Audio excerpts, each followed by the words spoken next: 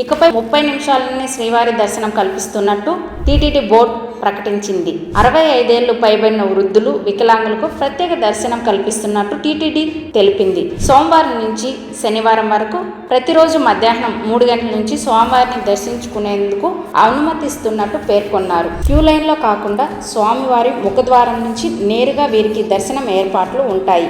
నడవలేని వారికి గుడి వరకు ప్రత్యేక ఎలక్ట్రానిక్ వాహనాలు అందుబాటులో ఉంటాయని పేర్కొన్నారు. వీరికి 20 రూపాయలకే శ్రీవారి ప్రసాదం కూడా లభిస్తుందని అన్నారు. ఈ సౌకర్యం కేవలం 65 సంవత్సరాలు పైబడిన వృద్ధులకు, కిడ్నీ సమస్యలు ఉన్న వాళ్లకు, ఓపెన్ హార్ట్ సర్జరీ చేయించుకున్న వాళ్లకు, ఆస్తమా, పక్షవాతం లక్షణాలు ఉన్నవారికి మాత్రమే ఈ శీఘ్ర ఉచిత దర్శనం కల్పిస్తున్నట్లు వారు తెలిపారు. నడవలేని స్థితిలో ఉన్న వారికి ఒక అటెండర్ లేదా వారి కుటుంబ సభ్యుల్లో ఎవరైనా ఒకరిని తోడుగా వెళ్ళడానికి అనుమతిస్తారు. ఈ సౌకర్యం పొందాలనుకున్న వారికి ఆధార్ కార్డ్ తప్పనిసరి. ప్రత్యేక ప్రతిభావంతులు ఫిజికల్ సర్టిఫికేట్తో పాటు ఆధార్ కార్డ్ తప్పనిసరి. ఇతర అనారోగ్య సమస్యలు ఉన్న వారికి కన్సల్ట్ డాక్టర్, సర్జన్ జారీ చేసిన సర్టిఫికేట్ తీసుకురావాలని టీటీడీ సూచించింది.